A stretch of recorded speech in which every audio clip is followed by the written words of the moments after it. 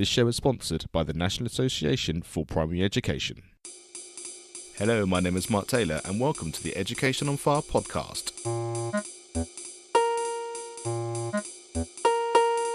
The place for creative and inspiring learning from around the world.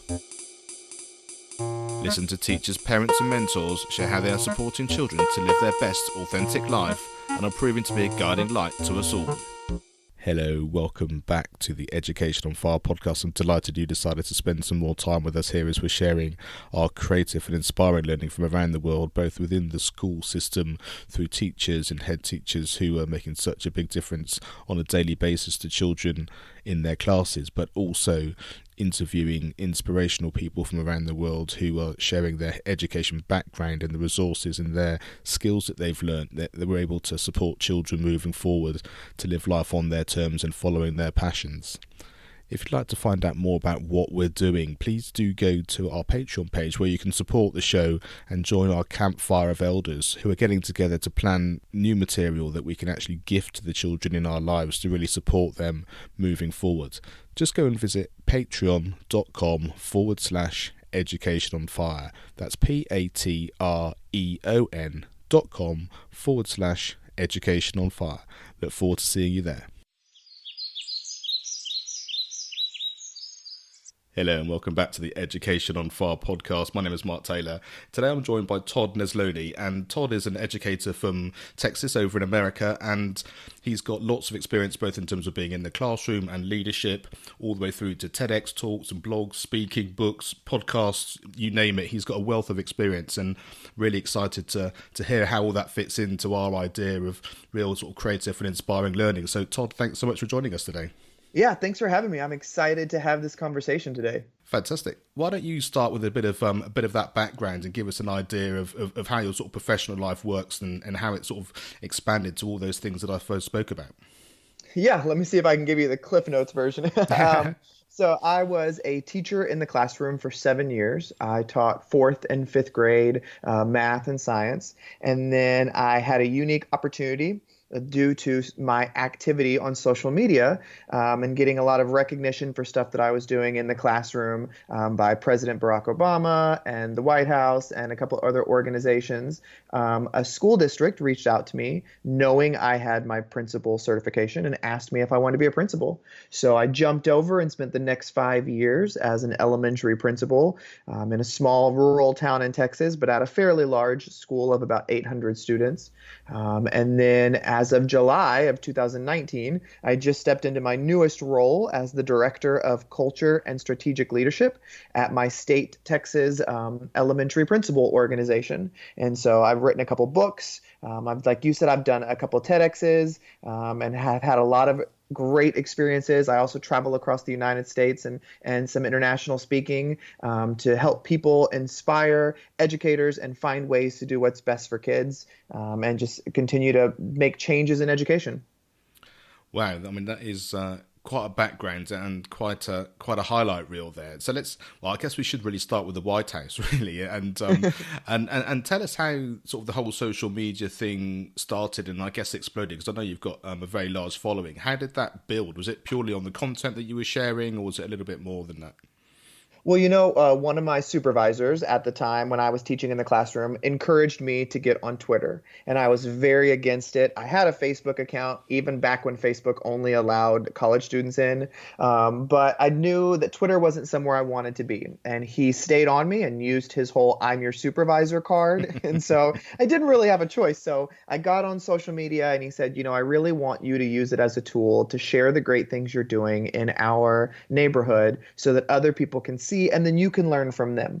And when I got on social media, I did what most people do when they first get started, and that's I just, sat there lurking. I took ideas from others, but I was too nervous or uncomfortable to put my own ideas out there. We have that comparison thing pop up where we start to wonder, is my stuff even worth sharing? And when I finally got over that hump and realized that, every voice matters within our field, I started putting some things out there, and nothing that was any better than the majority of educators out there. But what I often tell people is the only reason I got recognition for stuff was because I was putting it out there. If you're not putting your stuff out there, people aren't going to see the great things you're doing. And so through some of that work and through a large grant that I had received from my students. That's when the White House kind of noticed what I was doing, and they selected me as one of their 10 White House Champions of Change for Connected Educators of Change. So I got to go to an event there. President Barack Obama was a surprise guest, so we got to meet and take a picture with him. And then from that, being on social media, it led me to do things like I got to interview our Secretary of Education at the time, Arnie Duncan. I got to work with Miss America. I had some Miss America contestants. I got to work with National Geographic, like all these great things that I got to bring to my school and to my classroom that I would have never had the opportunity otherwise if I wasn't on social media. And so as far as how my following exploded, I have literally no idea. People ask me that all the time, like, what do I need to do to get all these people to watch what I'm doing like you did? And I said, the only thing I ever really focused on was continually being authentic. I always wanted to make sure that the things that I was sharing was not just the good celebratory things, but the bad things as well. And not bad necessarily, but the failures. I wanted them to see that I was willing to show all sides of my career. And I really do think that one of the most important things, like I've seen on your website, is that kind of sharing your story, that ability to kind of, that your voice does matter, whatever that is. And like, I really love the idea of that it can be celebratory in what you're doing positively, and also those failures or the hard things that you're actually going through. Because it's only then that people start to understand that we're kind of all in the same boat. And one of the things I've certainly championed over the length of this podcast is the sense that it's quite easy sometimes to feel trapped within your school, or the confines of your sort of the four walls of your classroom or the school grounds and that kind of thing, because you're sort of limited to whatever the system happens to be within that. And that may be good, it may be bad, it may be indifferent. But as soon as you open yourself up to the education world, and social media and video and all that kind of thing is definitely where that is at the minute, you suddenly realise that you can be connected to so many people and you can draw in so much great experience, which then can help you in your classroom, but it just really can help everyone around you just by how you take that on. Yeah, I think you're exactly right. It's a two-sided thing. With side one, sometimes our job as educators can be a really lonely job, especially if you view yourself as like an innovator or a boundary pusher. Sometimes you can be that lone wolf on the campus. And so being able to find your network of people all over the world. And that's what I love about it. It's not just in your area or in your state. Like, you can connect with people all over the world, and that doesn't just positively impact you and your own learning. It impacts your kids because of the new ideas and resources you're able to bring to them. But like you said, on the other side, more than it just being about you being able to connect with and learn and grow from other people, when you're out there sharing the great things you're doing, everybody else is getting better too, because we're all able to take even more ideas to be better for kids. And that should always be our ultimate end goal, not to be better just for the kids that we're working with, but to be better for all kids. And tell us the experience you had from going from teacher to that principal idea. Was it something you sort of relished? Was it something which you found an easy transition? Because it's often something that people sort of step by step get to. Yeah, I like taking risks. I like trying new things, even though I know it's going to be real difficult. And so I got my master's degree and my principal certification right after I started teaching, because I knew if I didn't go back to college then, I would never go back to college. And in reality, I just wanted to be the first person in my family with a master's. I didn't actually want to use my principal certification. But when I started getting a lot of notoriety on social media, a local school district reached out actually through a Twitter direct message and said, "We love your work. We love what you've been doing. Would you ever consider coming and being a principal in our district?" And I said, I really have no interest in that. Like, I'm really happy and successful in what I'm doing now. And then they said, well, we've got a unique opportunity where you'd actually get to take over a campus and hire the entire staff. And I said, oh, we can talk. Like, I'll listen to the conversation then, because, it's kind of our dream job as educators to be able to build our own school. And so when I went over and met with them, I loved the ideas they brought forth about what they wanted to do for kids. And so I signed on, hired my whole staff over the next 6 to 8 months. It was wild, fast, and furious. And, even though that sounds like a dream job, it's like a rose. It's beautiful in some parts, but it definitely has its thorny parts. Because when you're starting a school over from scratch and with all new people, what you realize is nobody knows anything. Like, you don't know the school phone number. You don't know how to stop the fire alarm from going off. Like, you all have to learn everything at the same time. But it was a great growth experience for me. I think it was one of the hardest years of my career. Just the amount of learning. I attribute it to like drinking out of a fire hose. I mean, it's just all coming so fast that you just take in what you can, and each year you just try to get better. And so yes, there were a lot of mistakes I made my first year, and a lot of things, if I could go back, I would definitely do differently. But I think it really helped grow me a lot and make me the person I am today. I can imagine it's a really interesting experience from being able to sort of embed that ethos and those ideas that you obviously is so important to you, but with the practicalities of actually running and managing all those people. Right, exactly. And one of the biggest learning things for me, I often tell people there were two things that I learned right away. One is I immediately went back to my former principal and apologized for not telling her thank you more, because you don't realize what that principal does at your school until you're in that role. And that was something that I thought, I know what they do. Like, I've got this. And then all of a sudden when I'm in the role, I'm like, oh my gosh, I had no idea they were doing all of this. And so that was something that was really big to me. And the other thing I learned that I wasn't necessarily, I guess, prepared for or expecting, or the reality hadn't hit yet, was that when I'm a classroom teacher doing my own thing, I feel like all the other teachers on campus are doing similar stuff to what I'm doing. When you become a principal and you're over the entire campus, you realize that not every teacher was doing what you were doing. And there are people who never take their attendance or are late every single day. And as a principal, I wasn't ready for that because I just thought everybody just did what I did. And I learned very quickly that I have to take a different role with each person, and how I'm going to push them and how I'm going to encourage them and how I'm going to challenge them, all those different kinds of things. And talking about sort of people that you're working with and people that you grow up with and that kind of thing, are there any teachers that you remember back from your days that really sort of impacted your life, and also your overall sort of value that you feel that you got from your school experience as a student, and I guess how that then decided how you wanted to run a school?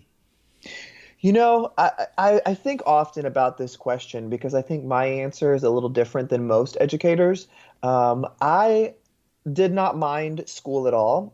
I was never in trouble that much because I was afraid of my mama. And when I got home, if she found out I was in trouble, the only thing I ever got in trouble for was talking too much. And so I got decent grades, but there was never a teacher my entire educational experience that left a mark on me or that made me feel like I mattered in that room, or that I was important, or that I wasn't just another name on the page.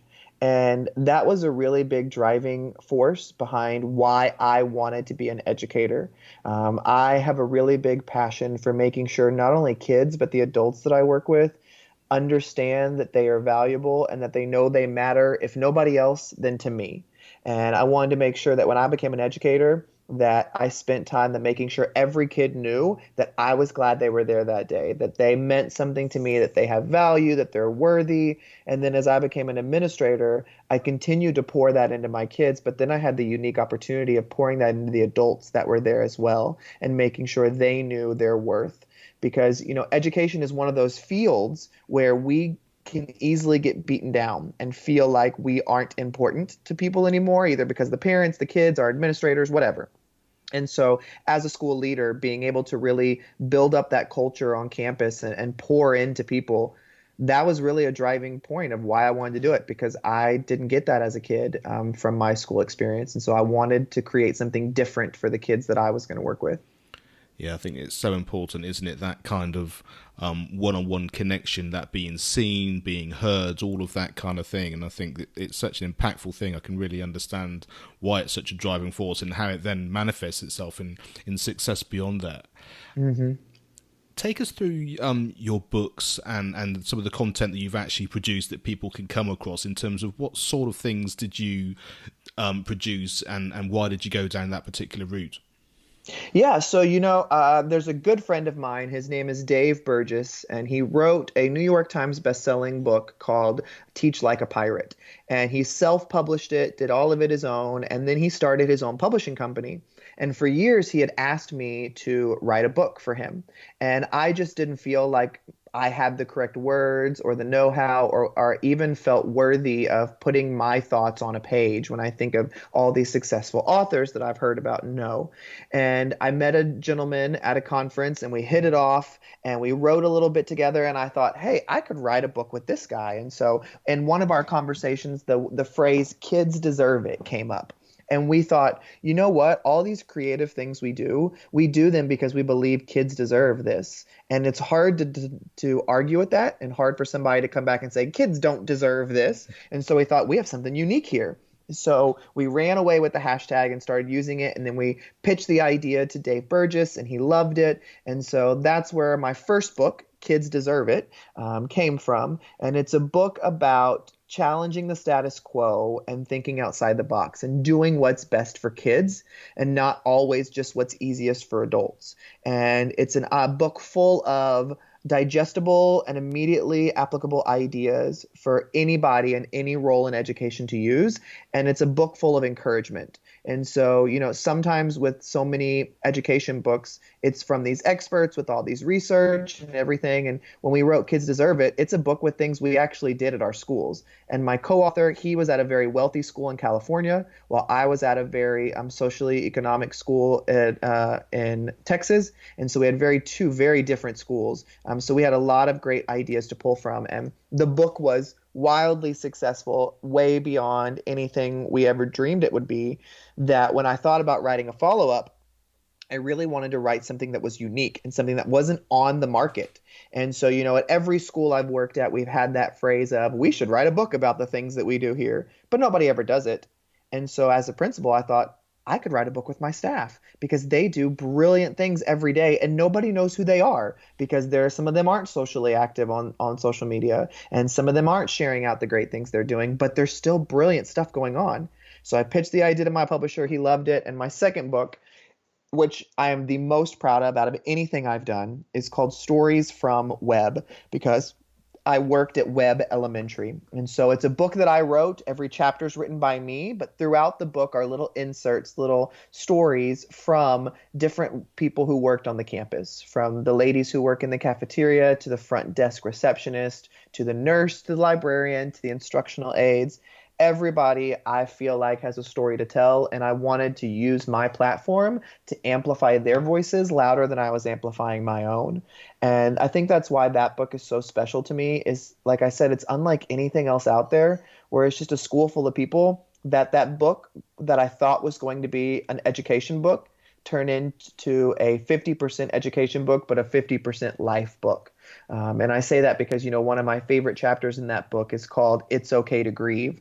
And in that chapter, I talk about the power of grief and how many of us have dealt with losing someone or something that has really changed our trajectory. And then there's 3 or 4 stories in there from different people that I work with who share suffering a miscarriage or losing a grandparent or losing a loved one unexpectedly in a car crash, and how those shaped their beliefs, but also their interactions with kids and adults. And so that book was my second book. And then I had my third one was called Sparks in the Dark, which is all about building a love of reading and writing in kids and adults. And then I've got a new book coming out this year called When Kids Lead, which is all about growing leadership in our youngest to our secondary students, how we can really make great leaders out of them, of people who will go on to change the world. And through that, I've gotten to have unique experiences like doing 2 TEDx talks, which is one of the most terrifying things I've ever done in my life, as well as, my speaking career over the last 5 years has taken off, where about half the year I spend traveling, speaking all across the United States and other parts of the world, just sharing creative things that you can do in the classroom through a lens of positivity and encouragement. And whether you are a school administrator or a school teacher, I speak over how you can change the environment for every kid through things that I've actually done, not through things that are just ideas or I got from somebody else. Like I share my story through things that I've actually done and experienced. I love so much of that, and it's so diverse. Yet those common threads of us all being human, having Mhm. experiences which shape our lives, and I think understanding who we are authentically and as a person and how we're all connected in all those ways gives us the strength and those sort of building blocks, the foundations really, to then expand into whatever our passions are and however we want to do it. And as you sort of said just before there, if you have an environment within a school where everything is absolutely rosy and brilliant, then it's incredibly lucky for you and it's a real gift. But I think to be able to hear these things in a practical manner because you're able to share your story and your experiences and just sort of tag one or two of those things, and then to have the power, as we do like these days, sort of through video and TEDx being one of those most amazing things where you can really affect so many people, both in the room, but then of course to the wider world as well, is it's a real gift. And I can understand it being terrifying, but just take us through a little bit about what that experience was like, sort of beyond being terrified. So, when I first got invited to my first TEDx, I was so excited, because that's a dream of speakers is to have a stage like that with such a recognized and respected brand like the TED brand. And I immediately knew what I wanted to talk about for my first TEDx. I knew I wanted to do it under the guise of kids deserve it, but talk about how the three different things that they deserve, and also really share a really personal story of my grandmother in my TEDx. And I was terrified because I knew it was going to be live broadcast, and I was like, so if I mess up, I'm screwed. Like the whole world will always see that mess up.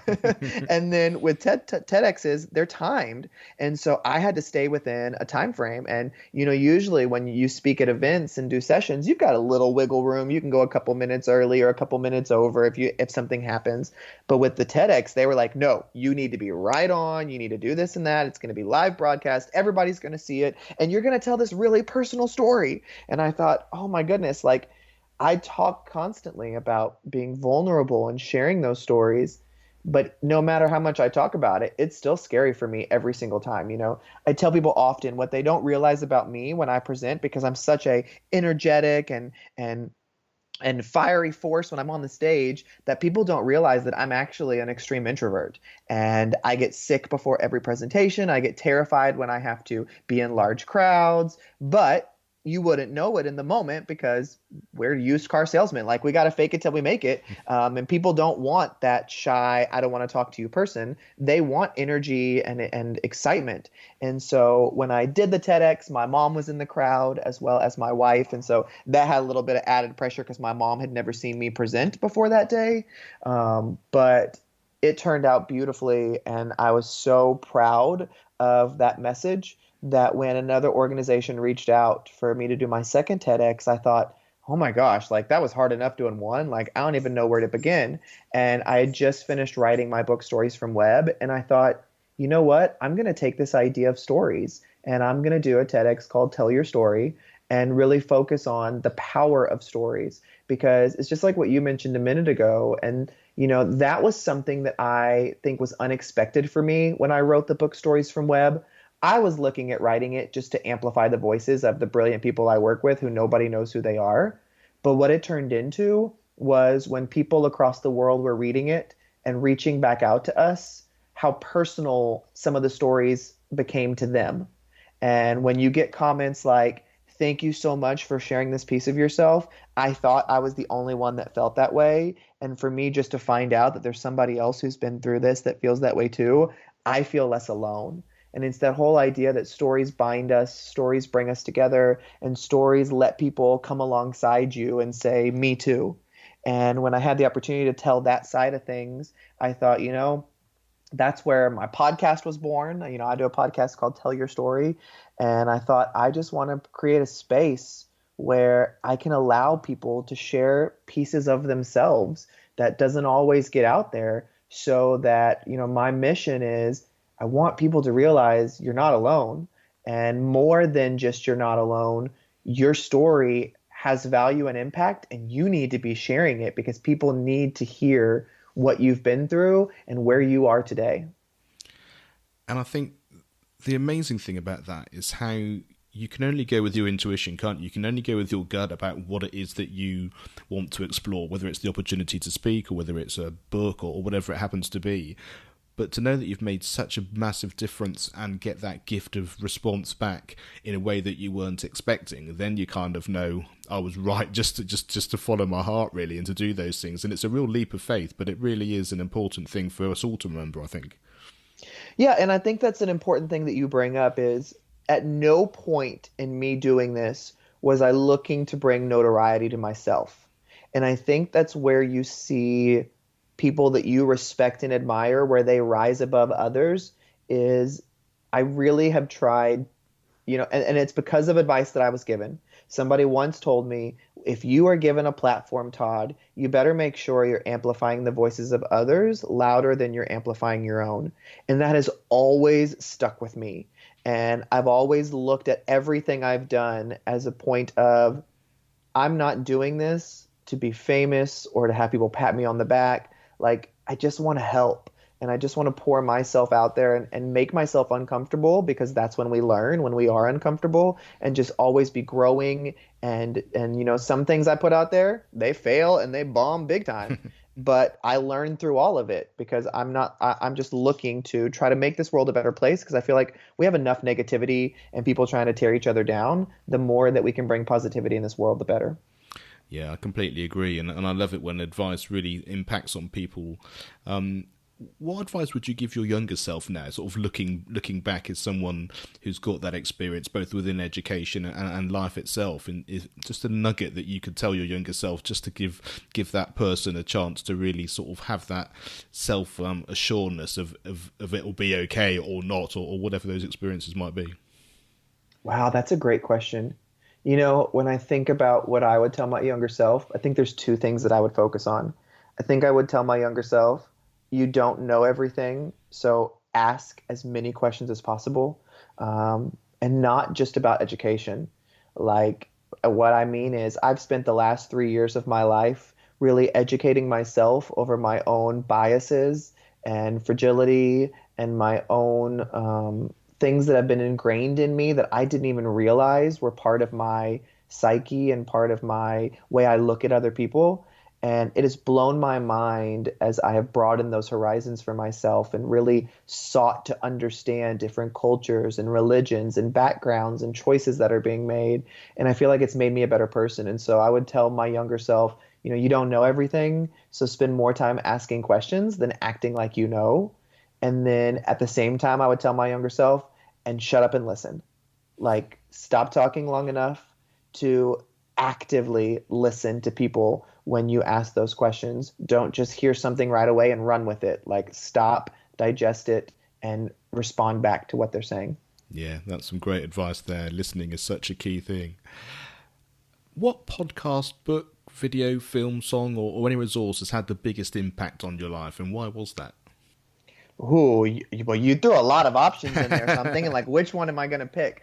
Well, there's a musical. I mean, there's a musician that has been my favorite since I was about 12 years old.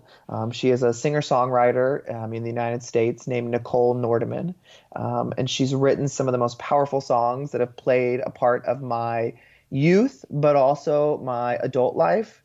And I have admired her immensely for her writing process, but her vulnerability and honesty. And I'm a dream big kind of person. And when I was writing stories from web and it being stories of others and storytelling, I thought, ooh, I'm gonna just like tweet Nicole Nordeman, who's never met me, like doesn't even know who I am from Adam, and see if like she'd be interested in just reading my book and maybe writing an endorsement.